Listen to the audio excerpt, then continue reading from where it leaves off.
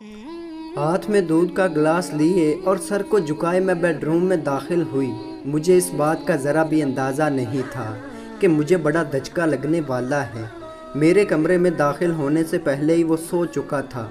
35 سال کی عمر تک میں کنواری رہی۔ اپنے شوہر کے ایسا کرنے سے مجھے یوں محسوس ہوا کہ میرے شوہر نے میرے پورے وجود کو مسترد کر دیا۔ نہ صرف کالج بلکہ دفتر میں بھی میں نے بہت سے لڑکوں اور لڑکیوں کے درمیان گہری محبت دیکھی۔ وہ اپنے ساتھی کے کندھے سے سر لگائے ہاتھ میں ہاتھ ڈالے گھومتے تھے۔ اس وقت میں سوچا کرتی تھی کہ کاش میرے ساتھ بھی کوئی ہوتا۔ کیا مجھے ایسے کسی ساتھی کی تمنا نہیں کرنی چاہیے تھی؟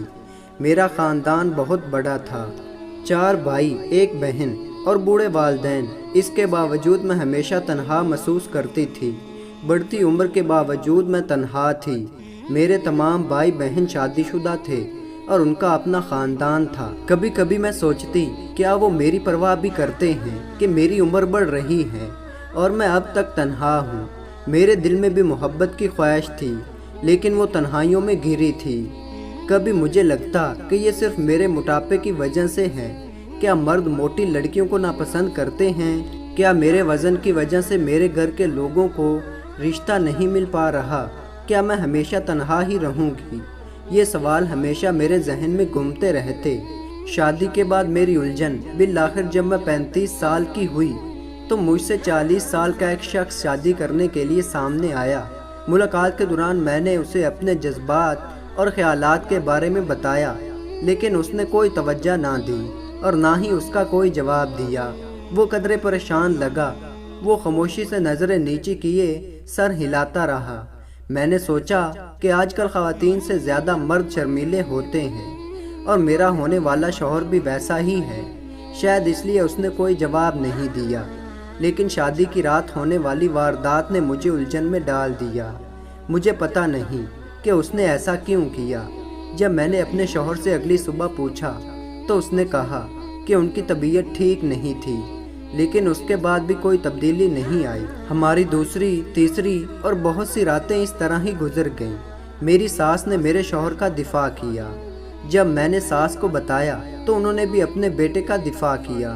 انہوں نے کہا وہ شرمیلا ہے، وہ بچپن سے ہی لڑکیوں سے گفتگو کرنے میں ہچکچاتا ہے، اس نے لڑکوں کے اسکول میں تعلیم حاصل کی ہے، اس کی بہن ہے نہ کوئی خاتون۔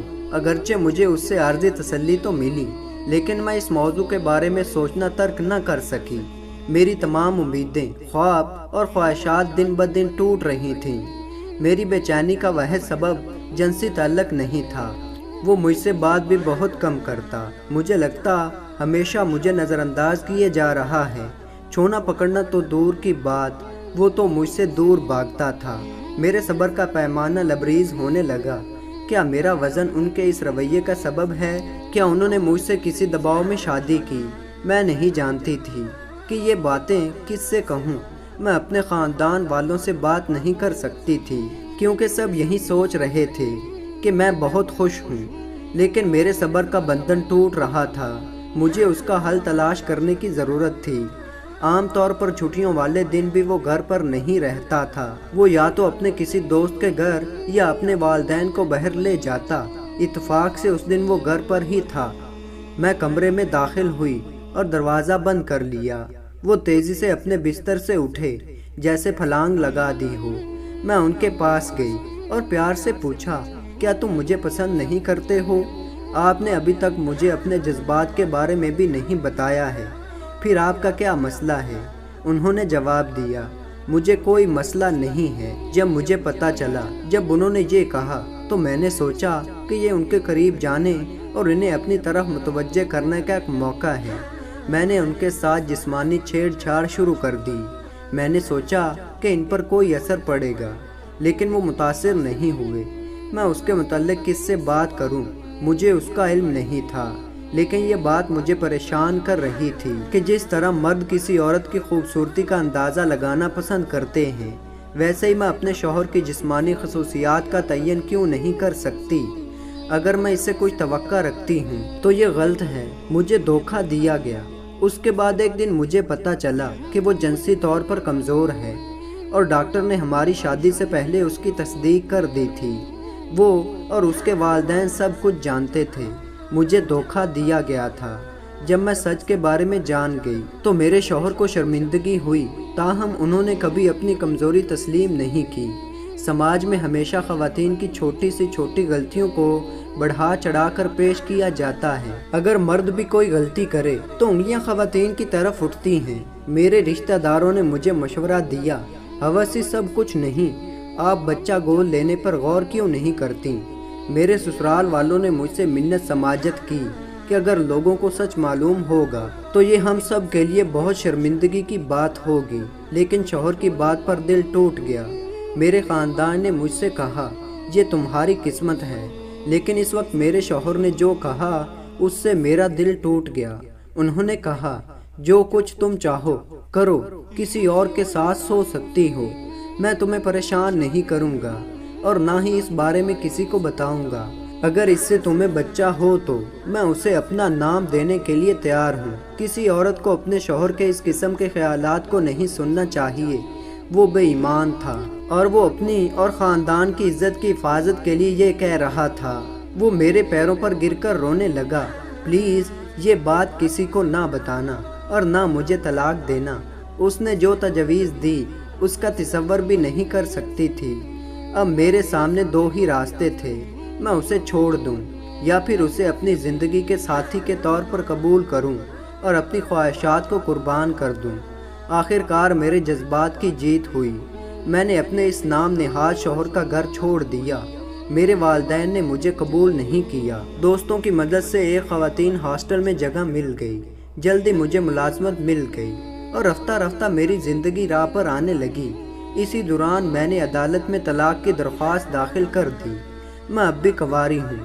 میرے شوہر اور اس کے اہل خانہ نے سچائی کو چھپاتے ہوئے مجھ پر غیر مرد کے ساتھ تعلقات کا الزام لگا دیا۔ میں نے اس کے خلاف آواز اٹھائی اور اپنا طبی معائنہ کروایا۔ 3 سال بعد بالآخر مجھے طلاق مل گئی۔ میں نے محسوس کیا کہ میرا دوسرا جنم ہوا ہے۔ آج میں 40 کی ہوں اور اب بھی کنواری ہوں۔ اس دوران بہت سے مردوں نے مجھ سے رابطہ کیا۔ ان کا خیال تھا کہ میں نے اپنے شوہر کو اس لیے چھوڑ دیا کیونکہ اس سے مجھے جنسی تسکین حاصل نہیں ہوتی۔ یہ میرے بارے میں غلط تصور تھا۔ میں ایسے مردوں سے دور رہنے کی کوشش کرتی ہوں۔ ان میں سے کوئی بھی مجھ سے شادی نہیں کرنا چاہتا تھا۔ خواتین بھی حساس ہیں۔ میں اپنی خواہشات، خوابوں اور جذبات کو صرف ان کے ساتھ شیئر کرنا چاہتی ہوں جو مجھ سے پیار کریں، میرا خیال رکھے، میرے جذبات کو سمجھے اور زندگی بھر میرے ساتھ رہنا چاہے۔ میں اس مرد کا انتظار کر رہی ہوں۔ فی الحال میں اپنے دوستوں سے ان کی جنسی زندگی کے بارے میں بات کر کے ہی خوش ہو لیتی ہوں۔ بہرحال ایسے لوگوں کی کوئی کمی نہیں جو میرے بارے میں ہوس پوری کرنے کے تعلق سے سوچتے ہیں۔ میرا خیال ہے کہ ایسے لوگ خواتین کو بے جان شے سمجھتے ہیں، جبکہ خواتین بھی بہت احساس ہوتی ہیں اور ان میں بھی جذبات ہوتے ہیں۔ یہ جنوبی بھارت میں رہنے والی ایک خاتون کی زندگی کی حقیقی کہانی ہے۔ تو دوستو ویڈیو اچھی لگی ہو تو زیادہ سے زیادہ لائک دیجئے گا، اور جو دوست اس چینل پر نئے ہیں وہ چینل کو سبسکرائب کیجئے تاکہ ہر نئی آنے والی ویڈیو آپ دوستوں تک بآسانی پہنچ سکے۔